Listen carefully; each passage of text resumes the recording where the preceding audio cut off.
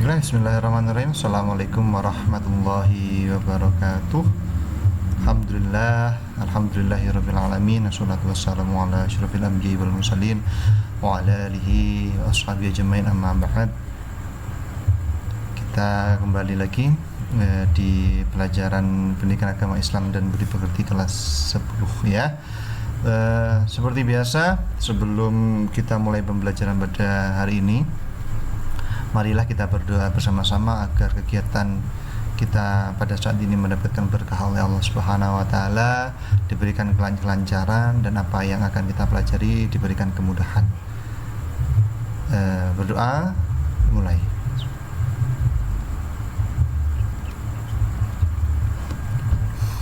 Baiklah anak-anak, seperti biasa,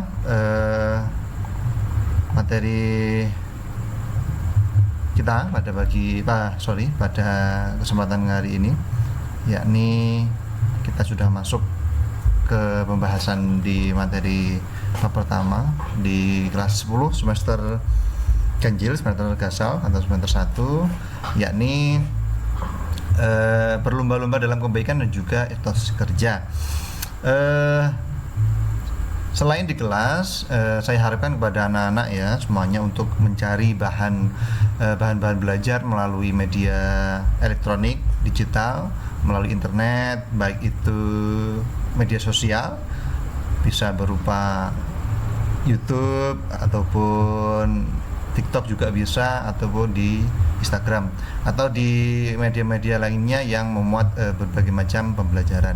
Karena belajar tidak hanya di sekolah saja, jadi kalian bisa mencari sumber belajar tambahan di luar, utamanya melalui portal online, ataupun juga bisa kalian cari melalui perpustakaan yang di sana sudah disediakan kurikulum merdeka, buku kurikulum merdeka, ataupun melalui perpustakaan daerah apabila kalian juga ingin mencari referensi di sana.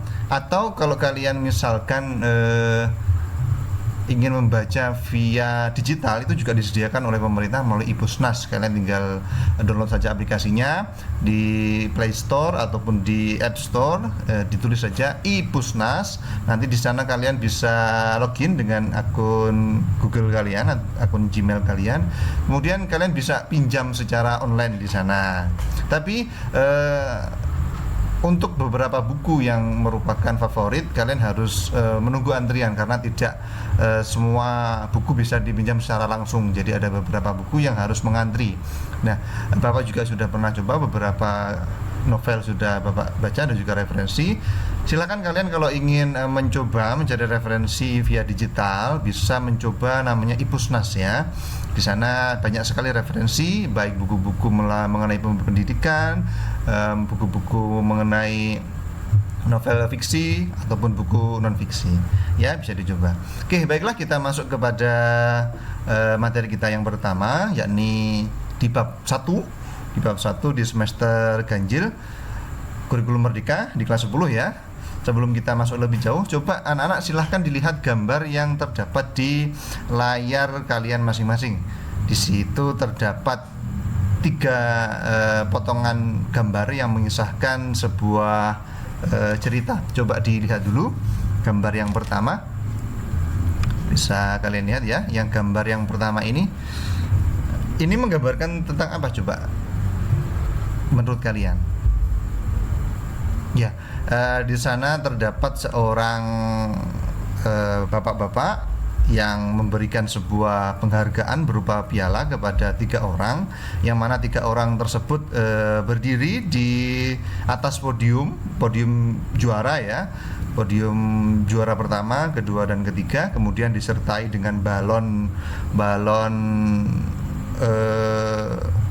kata-kata yang bertuliskan selamat ya. Nah, kita bisa setidaknya memahami bahwa gambar tersebut menceritakan seseorang yang telah mendapatkan prestasi juara ya, entah itu prestasinya apa.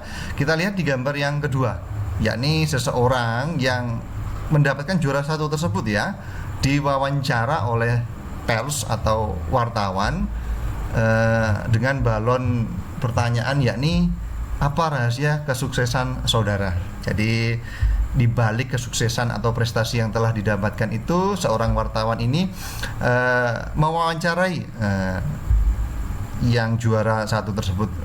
Kemudian sang juara tersebut kemudian menjawab bahwa persiapan saya yakni cukup waktu, kemudian selalu berdoa. Jadi tidak hanya manajemen waktu, juga selalu berdoa ternyata yang juara satu ini. Kemudian dan restu orang tua, guru, serta sahabat. Nah, itu adalah jawaban dari pertanyaan seorang wartawan yang menanyakan apa rahasia kesuksesan saudara.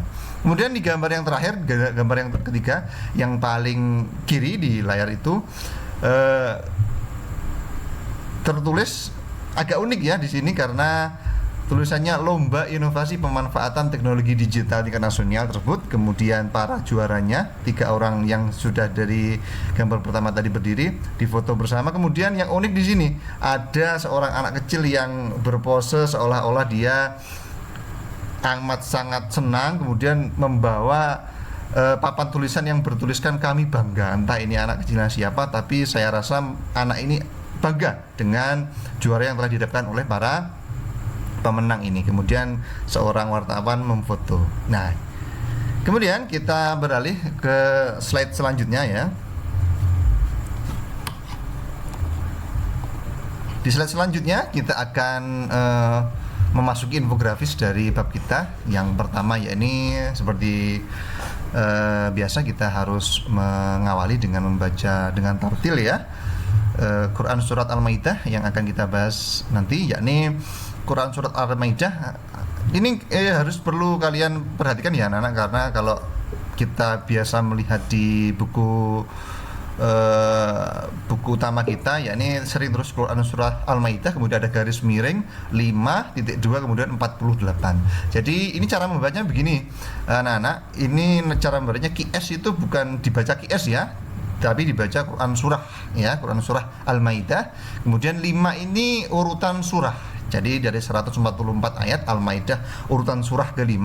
Kemudian titik 248 itu adalah ayat ke-48. Jadi cara membacanya yakni Quran surat Al-Maidah atau Quran surah Al-Maidah surah ke-5 ayat ke-48 dilanjut, dan Quran surah At-Taubah surah ke-9 ya, yang 9 yang depan itu urutan surah, 105 titik 2 105 merupakan urutan ayat. Jadi Quran surah At-Taubah surah ke-9 ayat ke-105 dan hadis terkait. Kemudian infografis step selanjutnya yakni menghafal dengan fasih dan lancar. Jadi tugas nanti anak-anak jadi diharuskan untuk menghafalkan dengan fasih dan lancar. Kemudian dilanjut untuk menganalisis kandungan ayat dan hadis terkait. Jadi nanti anak-anak juga akan menganalisis kandungan ayat serta hadis-hadis yang terkait. Yang terakhir ini berperilaku kompetitif dalam kebaikan dan etos kerja. Oke, selanjutnya silahkan kalian amati gambar di depan layar kalian masing-masing. Silahkan diamati dulu sebelum kalian berkomentar. Saya kasih waktu beberapa saat. Ya, gambar tersebut menceritakan ya seorang laki-laki duduk menghadap sebuah laptop, kemudian di depannya ada seorang mungkin rekan kerja, kawannya sedang memperagakan mungkin sebuah karakter ya, kemudian di sampingnya ada sebuah papan yang bergambarkan beberapa karakter dan juga ada tulisan animasi ya. Kemudian di gambar tersebut dijelaskan bahwa ini merupakan proses pembuatan film animasi. Jadi ini merupakan sebuah istilahnya proses pembuatan film animasi yang merupakan kerjasama. Jadi dalam membuat suatu produk, membuat suatu karya itu kita juga perlu kerjasama yang baik antara satu dengan yang lain. Begitu pula dengan kalian di kelas. Kalian sebagai teman sekelas, sebagai istilahnya keluarga kecil di kelas, kalian juga tentunya untuk mendapatkan ilmu yang bermanfaat, untuk mendapatkan prestasi yang brilian, tidak boleh secara individu mandiri saja, tapi juga perlu kerjasama, karena kerjasama ini amat sangat penting. Coba bayangkan Nabi Muhammad SAW dulu ketika pertama kali mendapatkan wahyu kemudian menyebarkannya, beliau hanya sendiri saja, Apa jadinya Islam sekarang? Apa jadinya musuh-musuh Nabi Muhammad dulu ketika tidak ada para sahabat-sahabatnya? Maka dari itu sahabat yang bisa bekerja sama adalah merupakan sebuah anugerah yang luar biasa. Nabi Muhammad memiliki sahabat yang amat sangat baik, luar biasa, loyal luar biasa, sahabat-sahabat utama Abu Bakar, Umar, Utsman, Ali, sahabat-sahabat yang lain, juga kepada Ahlul Bait atau keluarga beliau, Siti Khadijah, putra-putri beliau, istri-istri beliau, kemudian paman-paman dan juga kerabat-kerabat beliau yang membantu penyebaran dan pendakwahan Islam ketika awal-awal kenabian. Jadi kerjasama ini memang sangat penting, apalagi menyangkut hal-hal besar ke depannya. Lanjut di gambar 1.2, silakan kalian lihat, yakni sebuah prosesi penyerahan piala kepada juara lomba karya ilmiah. Di sana terdapat 3 orang siswi yang mendapatkan piagam beserta piala, kemudian diserahkan oleh seorang bapak yang memakai jas biru. Sebuah prestasi ya. Kemungkinan 3 anak ini merupakan sebuah kelompok karya ilmiah ya. Kemudian di gambar 1.3, kerjasama lagi ya. Kerjasama untuk menjaga kebersihan lingkungan. Di sana dijelaskan gambar 1.3, yakni menjaga kebersihan lingkungan dengan bekerja sama meskipun terdapat tulisan lomba kebersihan, karena seperti kita ketahui an-nadhfatu minal iman, yakni kebersihan sebagian dari iman. Jadi kebersihan lingkungan, kebersihan rumah itu juga perlu diperhatikan, apalagi kita sebagai seorang muslim, sebagai seorang yang beriman, maka kebersihan merupakan hal yang paling utama, apalagi an-nadhfatu minal iman, kebersihan sebagian dari iman. Kalau kalian semua tidak bersih, kalau kalian semua tidak menjaga kebersihan, maka separuh iman kalian tidak akan bisa sempurna, karena an-nadhfatu minal iman. Bagus. Oke, lanjut di gambar yang 1.4, yakni menggambarkan 2 orang dewasa, kemudian 1 orang anak kecil yang dibonceng oleh seorang, kemungkinan bapaknya, sedang digambarkan, diceritakan sedang menuju ke sebuah masjid. Kemudian dijelaskan gambar 1.4 merupakan bergegas sholat jamaah di masjid. Oke, baiklah, sebelum kita memasuki materi yang lebih jauh, mari kita baca Quran surat Al-Maidah surah ke-5 ayat ke-48. Nanti kalian ikuti setelah Bapak ya. A'udzu billahi minasyaitonir rajim. Bismillahirrahmanirrahim. Wa anzalna ilaikal kitaba bil haqqi musaddiqan lima baina yadayhi minal kitabi wa muhaiminan alaihi fahkum bainahum bima anzalallah wa la tattabi' ahwa'ahum amma ja'aka minal haqq likullin ja'alna minkum syir'atan wa minhaja walau sya'allahu laja'alakum ummatan wahidatan walakin liyabluwakum fima atakum fastabiqul khairat ilallahi marji'ukum jami'an fayunabbi'ukum bima kuntum fihi takhtalifun. Shadaqallahul azim. Terjemahnya Quran surah Al-Maidah surah ke-5 ayat ke-48 ya. Saya kecilkan dulu kamera saya.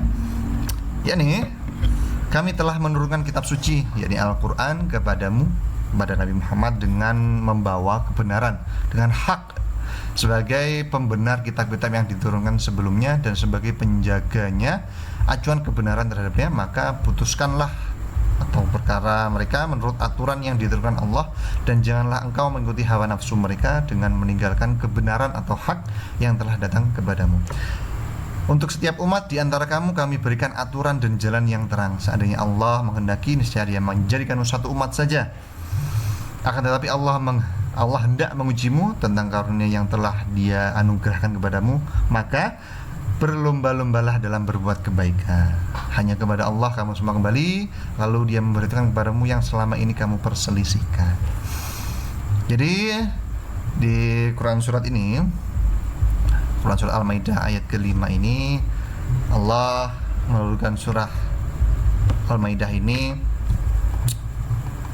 dengan kebenaran atau dengan hak. Ya, hak itu artinya kebenaran. Tafsirnya, lanjutnya kita tafsirnya ya.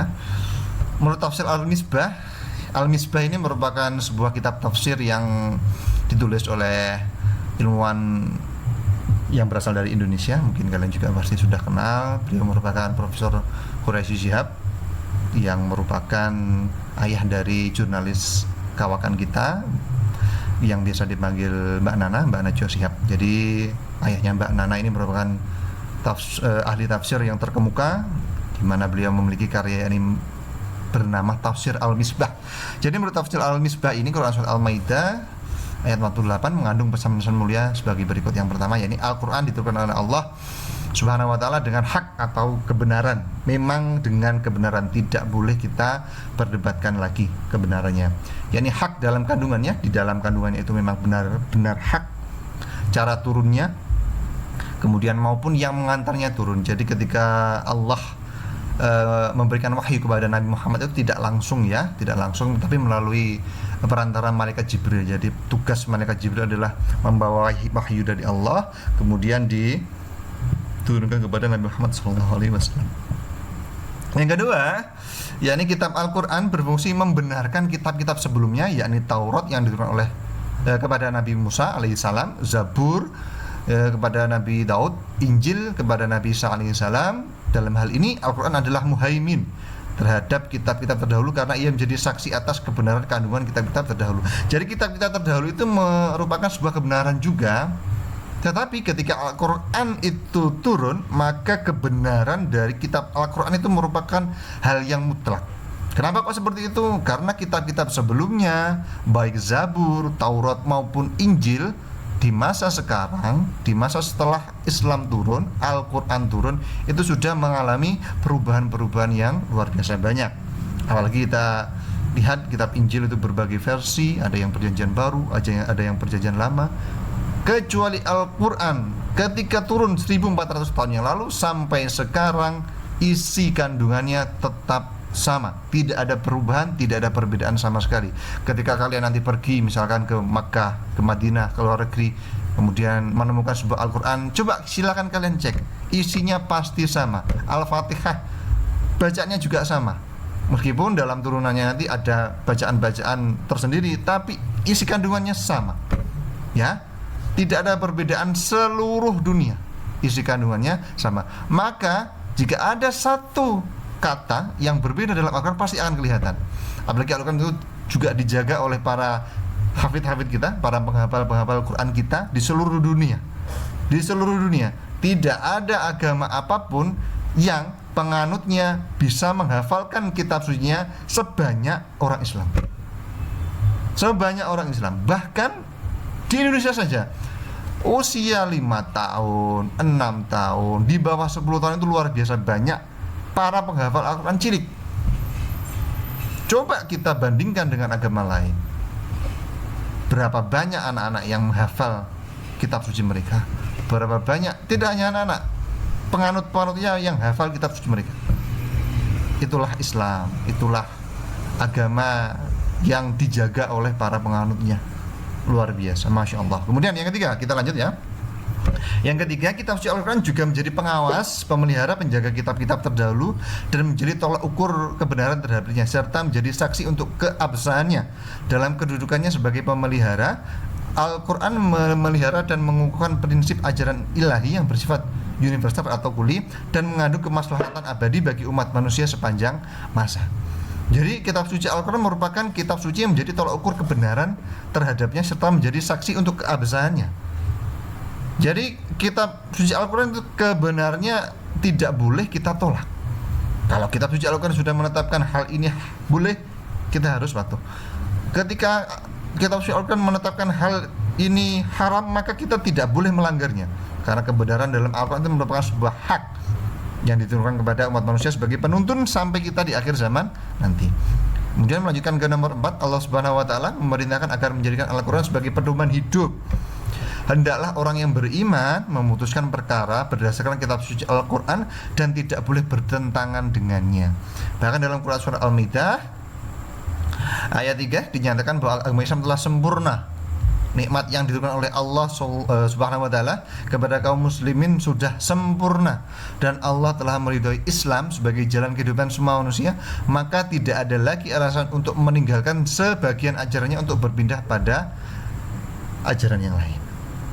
Maka Allah hanya ridho kepada satu agama saja, yakni dinul Islam, agama Islam. Maka tidak boleh manusia, misalkan orang Islam, memilih agama lain atau memiliki kepercayaan tidak hanya Islam. Tidak boleh. The one and only Islam.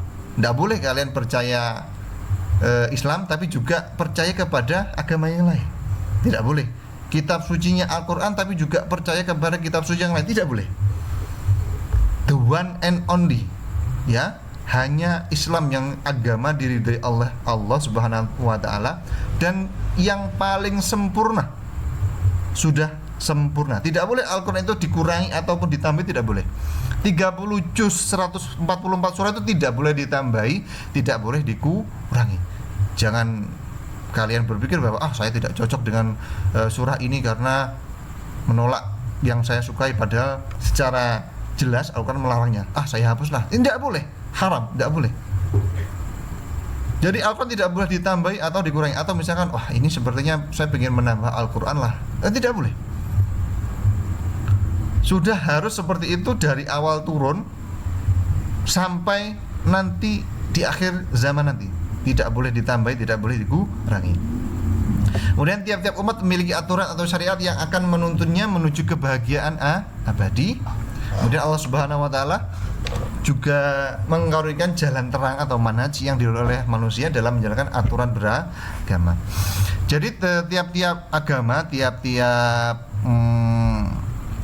istilahnya pemeluk itu memiliki syariat atau aturan yang masing-masing. Agama Islam seperti kita tahu, kita diwajibkan sholat 5 waktu, diwajibkan puasa pada bulan suci Ramadan, berzakat dan lain-lain. Umat yang lain memiliki aturan atau syariat yang berbeda-beda. Meskipun ada kemiripan, tapi setiap agama pasti berbeda. Contoh di Kristen itu juga ada puasa, tapi berbeda dengan puasanya orang Islam.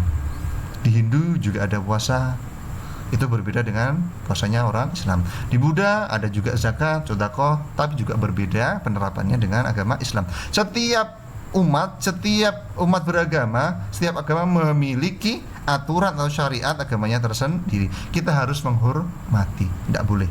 Atau kita juga tidak boleh mengadopsi aturan agama lain untuk kita lakukan. Itu juga tidak boleh. Itu juga tidak boleh.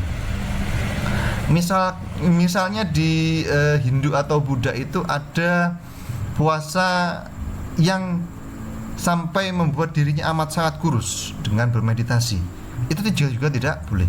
Karena dalam Islam kita memiliki aturan puasa dari subuh, ya, dari terbitnya fajar sampai tenggelamnya matahari. Jangan kalian sok kuat, misalkan puasa cuma sampai tenggelam matahari, cuma sampai maghrib, ini kurang lama. Kalau bisa itu sampai setelah Isya misalnya, itu tidak boleh.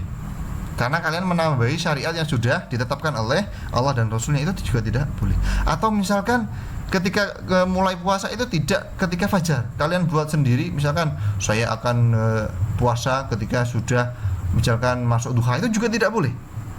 Kalian menambahi syariat yang sudah ditetapkan oleh Allah dan Rasulnya, itu juga tidak boleh.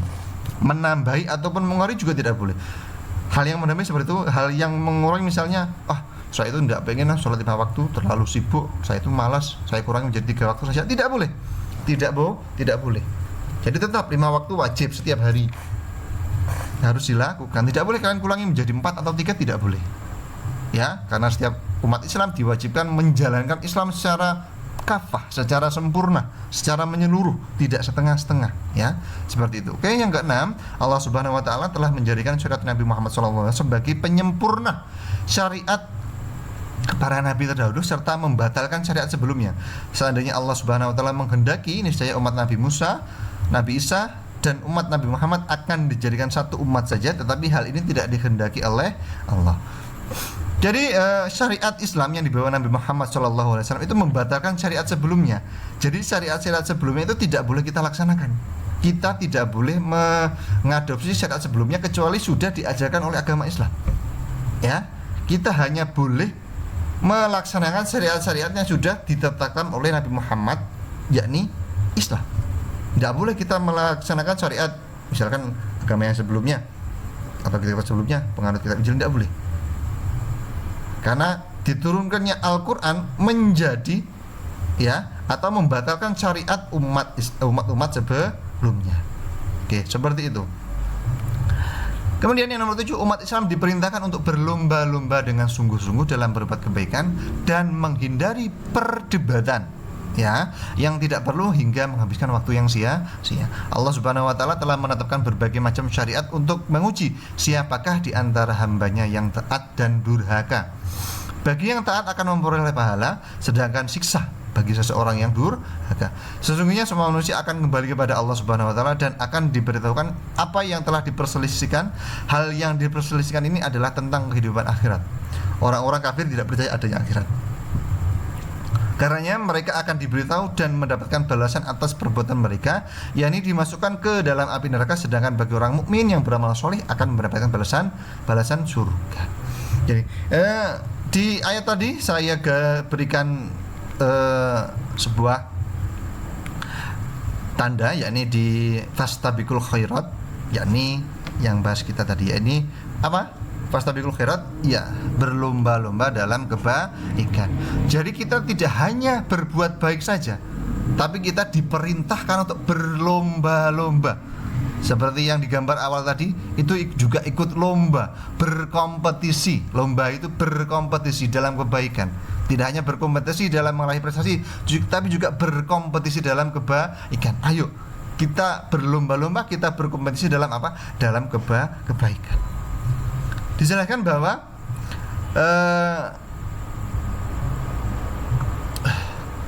umat Islam diperintahkan untuk berlomba-lomba dalam kebaikan atau berfastabiqul khairat, dan menghindari perdebatan yang tidak perlu atau sia-sia. Allah Subhanahu wa taala menetapkan berbagai macam syariat untuk menguji untuk menguji siapa di antara hambanya yang taat dan durhaka.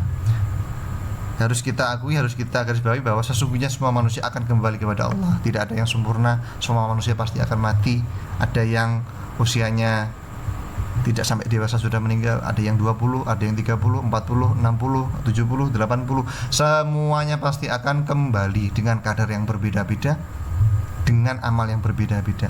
Maka berlomba-lombalah kita dalam kebaikan, berfastabiqul khairat. Kemudian juga dijelaskan bahwa orang kafir tidak percaya adanya akhirat. Jadi bagi orang kafir, hidup cuma hidup saja di dunia. Ketika sudah mati, sudah. Tidak ada balasan baik dan buruk, surga dan neraka, siksa, tidak ada. Ketika orang sudah meninggal, menurut orang kafir, ya sudah meninggal, titik. Tidak ada balasan surga, tidak ada balasan neraka, tidak mendapatkan amal baik yang telah dilaksanakan, tidak mendapatkan konsekuensi atas amal buruk yang telah dilaksanakan di dunia. Kemudian umat Islam diperintahkan untuk berlomba-lomba dengan sungguh-sungguh dalam berbuat kebaikan dan menghindari perdebatan yang tidak perlu hingga menghabiskan waktu yang sia-sia. Jadi kalau kalian misalkan berdebat boleh, tapi tolong dalam hal yang kebaikan dan jangan sampai membuang-buang waktu yang sia-sia.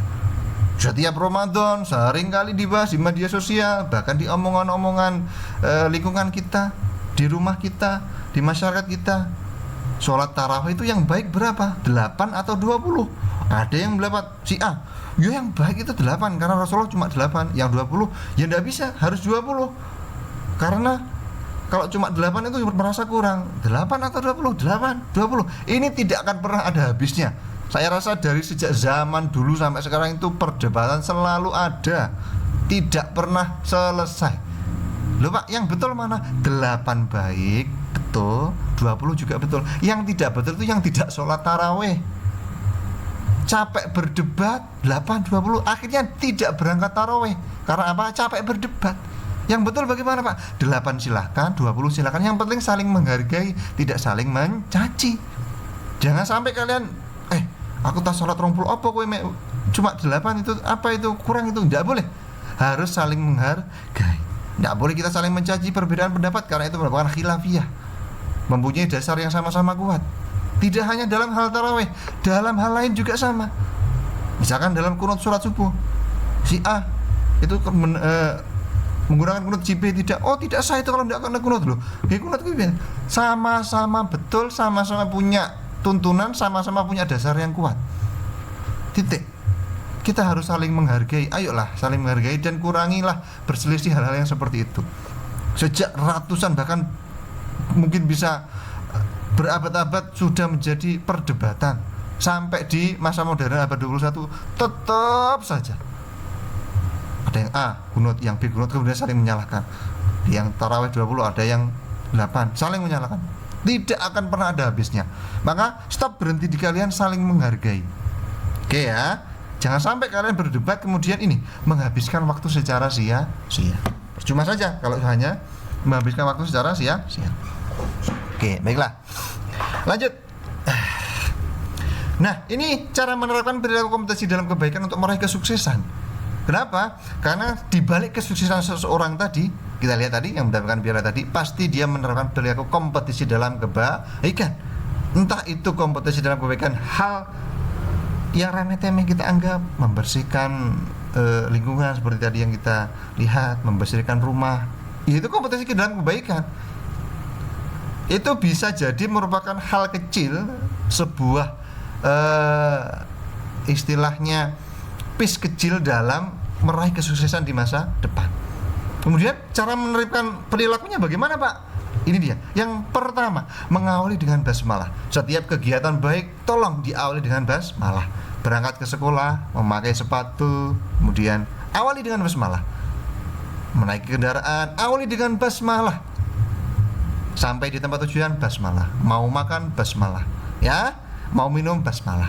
Yang kedua, yakni melakukan dengan penuh semangat. Jadi ketika melakukan semua kegiatan yang baik, berkompetisi dalam kebaikan, itu juga dilaksanakan dengan penuh semangat, ya. Spiritnya harus dilaksanakan. Yang ketiga, menjaga konsistensi. Saya tanya, konsistensi ini bahasa Islamnya apa sih? Ada yang tahu? Konsistensi dalam Islam itu adalah istiqomah. Jadi menjaga konsistensi atau menjaga keistiqomahan merupakan salah satu kunci kesuksesan. Istiqomah itu berat, istiqomah itu sulit. Tapi barang siapa dia sudah terbiasa istiqomah, maka tidak akan berat lagi, tidak akan sulit lagi. Contoh, sebelum kalian berangkat ke sekolah jam 6 misalnya, itu sudah masuk duha. Iya, saya tak mengawali hari dengan sholat duha terlebih dahulu. Berat Pak, berat. Tidak perlu banyak-banyak.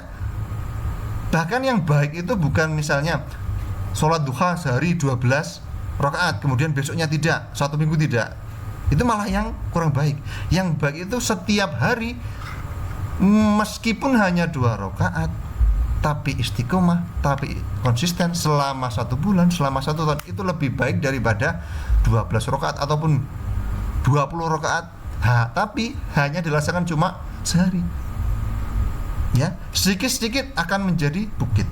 Itu diterapkan menjadi konsistensi yang baik bagi kalian. Tidak hanya melalui ibadah. Seperti mengawali dengan basmalah. Kalau kalian konsisten, kalau kalian misalkan istiqomah, itu tidak akan menjadi hal yang berat. Atau membaca istighfar 100 kali, kok banyak sekali Pak, 1 hari 100 kali. Coba saja dulu. Misalkan 1 hari berat, besoknya mungkin masih berat, tapi lusa sudah mulai ringan. Seminggu kemudian sudah mulai terbiasa. 2 minggu kemudian sudah menjadi kebiasaan. 1 bulan sudah menjadi karakter. Kalau saya tidak membaca istighfar selama 100 kali sehari, saya merasa ada yang kurang. Nah, inilah awalnya memang berat, tapi namanya istiqomah, konsistensi harus dipupuk dari dini. Kalau tidak, kalian akan merasakan keberatan, kesulitan di masa kalian yang akan datang. Kemudian yang nomor 4, mempelajari ilmu yang terkait. Tidak hanya di sekolah, di tempat lain. Jika merupakan ilmu yang baik, silakan diterapkan. Jika tidak baik, silakan filter lagi. Kalau memang tidak diperlukan, dibuang. Ya, kalian sudah, saya pandang dewasa, sudah bisa berpikir, kalian sudah bisa melihat mana yang baik, mana yang buruk. Nomor 5, membiasakan kerjasama atau bekerja sama. Ini harus diterapkan. Hidup tidak hanya sendiri, kita merupakan makhluk sosial, makhluk yang tidak bisa hidup sendiri. Tidak mungkin sama hidup sendiri di tengah hutan, kalian pasti membutuhkan bantuan. Maka dari itu kerjasamalah di lingkup kecil kalian, di kelas kalian, tolong kerjasama. Jangan ada yang egois sendiri, jangan ada yang sampai mementingkan diri sendiri, individualis, ya. Semuanya berangkat bareng, keluar bareng. Itulah yang namanya kekompakan dalam satu kelas. Bayangkan satu kelas itu seperti sebuah anggota tubuh. Maka kalau misalkan tangan sakit, maka seluruh anggota tubuh tidak bisa nyaman, tidak bisa enak. Bayangkanlah dalam satu kelas itu seperti itu. Kalau ada teman yang sakit, berarti yang lain juga merasakan hal yang sama. Bahagia juga sama, sedih juga sama. Oke, yang terakhir yakni mengamati, meniru dan memodifikasi. Saya ulangi, mengamati, meniru dan memodifikasi. Ya, bukan mengamati, meniru, plek ketiplek. Beda. Modifikasi itu boleh. Yang tidak boleh adalah mengamati, meniru, plek ketiplek sama persis, itu yang tidak boleh. Itu ya. Oke, kita lanjut ke etos kerja. Ya. Di Quran surat At-Taubah tadi apa? Garis miring 9 urutan surah titik 2 105 ayat. Jadi cara bacanya Quran surah At-Taubah surah ke-9 ayat 105 tentang etos kerja. Baiklah, mari kita baca bersama-sama dengan membaca basmalah terlebih dahulu. Bismillahirrahmanirrahim. Wa qul i'malu fasayarallahu 'amalakum wa rasuluhu wal mu'minun wa saturadduna ila 'alimil ghaibi wasyahadati fayunabbi'ukum bima kuntum ta'malun. Shadaqallahul 'adzim. Terjemahnya, katakanlah Nabi Muhammad ya, bekerjalah, maka Allah, Rasulnya, dan orang-orang mukmin akan melihat pekerjaanmu. Kamu akan dikembalikan kepada Zat yang mengetahui yang gaib dan yang nyata. Lalu Dia akan memberitakan kepada kamu apa yang selama ini kamu kerjakan. Asbabun nuzul. Asbabun nuzul itu apa? Ada yang tahu? Asbabun nuzul Quran surat Taubah surah ke-9 ayat ke-105. Asbabun nuzul adalah sebab-sebab turunnya surat. Jadi asbabun nuzul Quran surat At-Taubah ayat ke-109 adalah sebab-sebab turunnya Quran surat At-Taubah ayat 105. Jadi ada sebab-sebabnya, Pak? Ada. Apakah semua surah turun ada sebab-sebabnya? Tidak semua. Ya, seperti halnya At-Taubah ayat 105 ini, tidak ada sebab khusus yang melatar belakanginya. Yang melatar belakangi turunnya Quran surat At-Taubah itu tidak ada hal khususnya. Perlu diketahui bahwa ayat 105 terkait dengan ayat sebelumnya, yakni 102 dan sampai 104. Pada ayat 102 sampai 104 Allah Subhanahu wa taala menganjurkan bertaubat dan melakukan kegiatan nyata, antara lain membayar zakat dan bersedekah. Pada ayat 105 Allah Subhanahu wa taala memerintahkan untuk melakukan beragam aktivitas lain, baik yang nyata maupun yang tersembunyi. Menurut kitab Lubabun Nuqul fi Asbabin Nuzul, seusai berperang Rasulullah SAW bertanya, siapakah orang-orang yang terikat di tiang ini? Ada seseorang menjawab, mereka adalah Abu Lubabah dan teman-temannya yang tidak ikut berperang. Mereka bersumpah tidak akan melepaskan ikatan tersebut kecuali Rasulullah sendiri yang melepaskannya. Kemudian Rasulullah SAW bersabda, aku tidak akan melepaskan mereka kecuali jika diperintahkan oleh Allah Subhanahu wa taala. Karena Allah Subhanahu wa taala menurunkan Quran surat At-Taubah ayat 102, kemudian Rasulullah SAW melepaskan dan memaafkan mereka.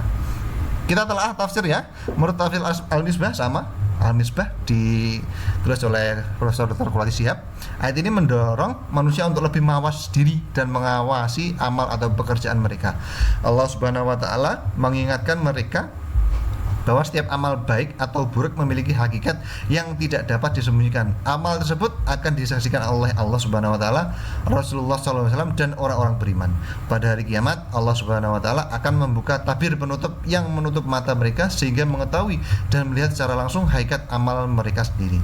Selanjutnya simaklah pesan-pesan mulia yang terkandung dalam Quran surat At-Taubah 105 berikut ini. Yang pertama, Allah Subhanahu wa taala memerintahkan untuk beramal soleh. hingga manfaatnya bisa dirasakan oleh diri sendiri maupun masyarakat luas. Amal tersebut harus dilakukan dengan ikhlas karena mengharap ridha Allah dari Allah Subhanahu wa taala. Jadi sebaik-baik manusia adalah yang bermanfaat bagi orang lain. Ya, sebaik-baik manusia adalah yang bermanfaat bagi orang lain.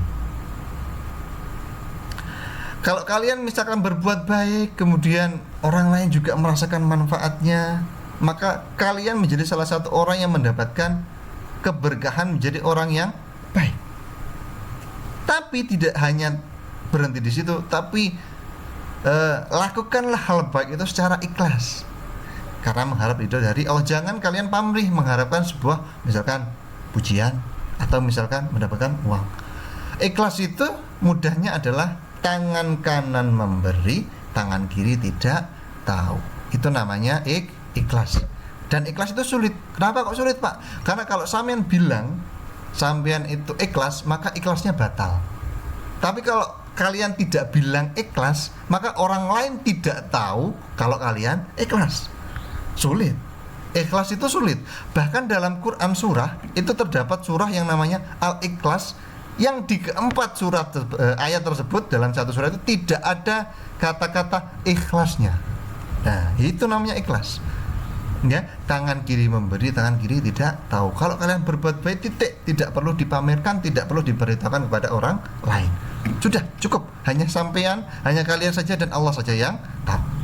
Sudah ya.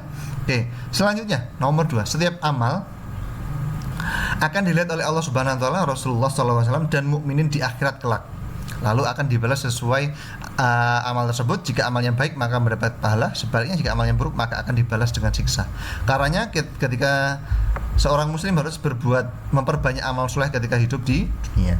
Jadi nanti di akhirat nanti sebenar-benar penghakiman, sebenar-benar pembalasan di akhirat nanti.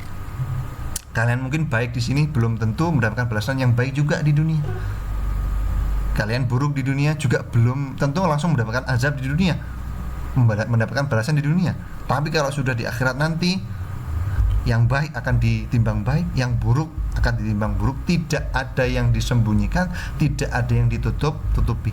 Kalian tidak bisa menolak, kalian tidak bisa membantah, karena akan ditampilkan semua rekaman kita di dunia. Selama masih hidup ditampilkan semua, baik yang baik maupun yang buruk.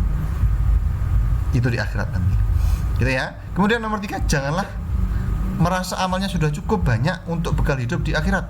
Sifat ini akan menghambat munculnya keinginan untuk beramal soleh lagi.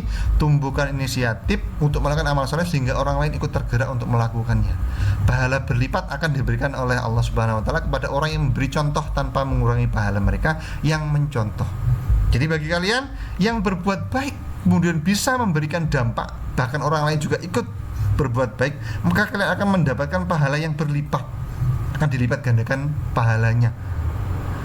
Maka dari itu jangan sampai kalian merasa bahwa oh iya, amal saya sudah banyak kok Pak, saya setiap hari sudah 7 hari dalam seminggu itu saya sholat tahajud terus, ditambah sholat duha terus, saya juga puasa Senin Kamis, juga puasa Ayyamul Bid Pak di tengah bulan. Saya merasa tahun ini saya tidak perlu melakukan amal soleh Pak, karena saya merasa cukup. Tidak boleh seperti itu. Tidak boleh kalian merasa cukup atas amal perbuatan yang telah kalian laksanakan. Bahkan Nabi Muhammad SAW, orang yang sudah dijamin masuk surga, anak-anak, orang yang sudah dijamin masuk surga, beliau melaksanakan sholat tahajud sampai kakinya bengkak. Masya Allah. Bayangkan, sama sudah diberikan tuntunan Nabi Muhammad SAW seperti itu, orang yang sudah dipastikan masuk surga tapi tetap melaksanakan ibadah sampai kakinya bengkak. Coba bagaimana? Kita belum tentu masuk surga, kok bisa kita merasa amal kita sudah cukup untuk di akhirat nanti? Maka dari itu, haus akan berbuat baik, haus akan beramal soleh harus kita pupuk setiap hari.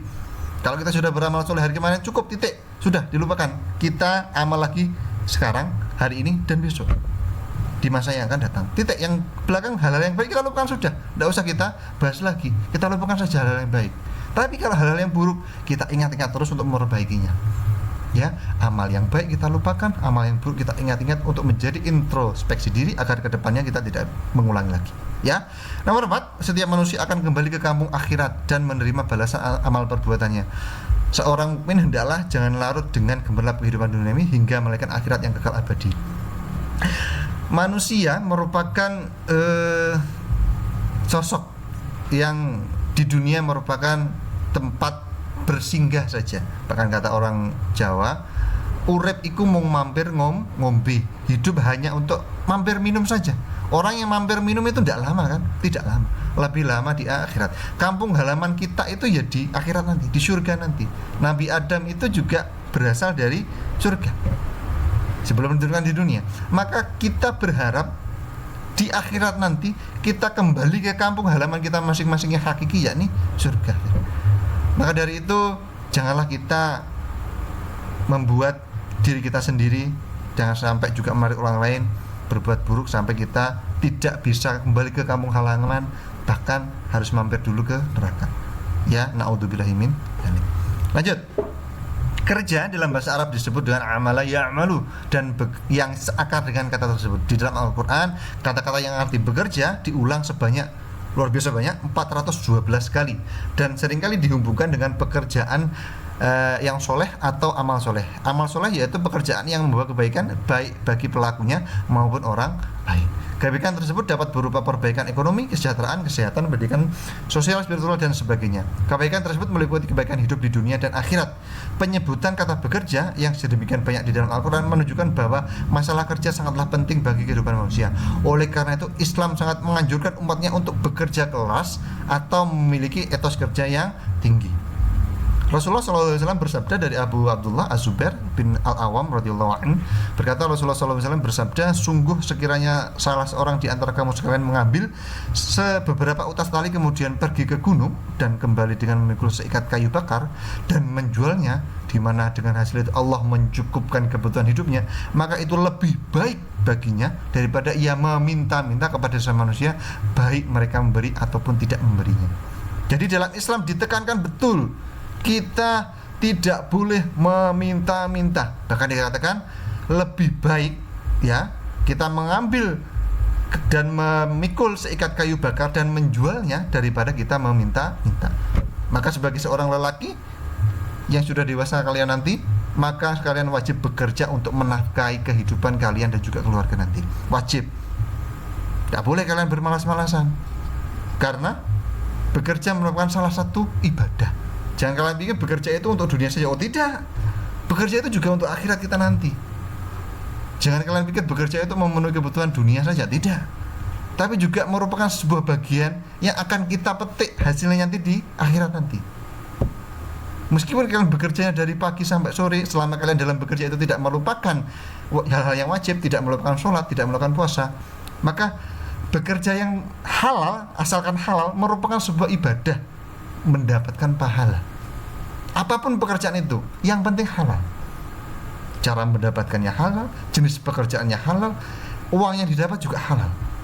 Maka hal tersebut akan menjadikan pekerjaan itu bernilai ibadah. Kalian belajar merupakan sebuah ibadah juga. Mencari ilmu, ibadah juga, kalau diniatkan memang benar-benar murni untuk belajar. Kemudian ada hadis mengenai bekerja keras yang sudah kita baca tadi. Artinya saya kecilkan dulu ya videonya agar bisa dibaca. Ini hadis di atas ya secara tegas menyatakan bahwa bekerja keras untuk memenuhi kebutuhan hidup sehari-hari lebih dicintai Allah dan Rasulnya dibanding berpangku tangan dan menunggu bantuan orang lain. Allah Subhanahu wa taala telah memberikan wewenang kepada manusia untuk mengolah sumber daya alam di bumi. Perhatikan Quran surah Al-Jumu'ah surah ke-62 ya, yang depan itu nomor surah, ayat ke-10 yang belakang. Berikut ini, bismillahirrahmanirrahim, fa idza qudiyatis sholatu fantashiru fil ardi wabtaghu min fadlillahi wa dzkurullaha katsiran lakum tuflihun. Sadaqallahul adzim. Ini kalau sampean perhatikan biasanya dibaca ketika sholat Jumat ya, bagi yang laki-laki ini insyaallah tidak asing ya, yang artinya apabila sholat Jumat telah dilaksanakan, bertebaranlah kamu di muka bumi, carilah karunia Allah dan ingatlah Allah sebanyak-banyaknya agar kamu beruntung. Jadi ketika sholat Jumat telah dilaksanakan, maka kalian kembalilah bekerja, kembalilah mencari nafkah, kembalilah kalian mencari ridha Allah melalui bekerja ya, tapi jangan lupakan ibadah. Ini dijelaskan apabila sholat Jum'ah telah dilaksanakan. Jadi kita beribadah dulu kemudian melaksanakan kewajiban kita yang lain. Ini bekerja.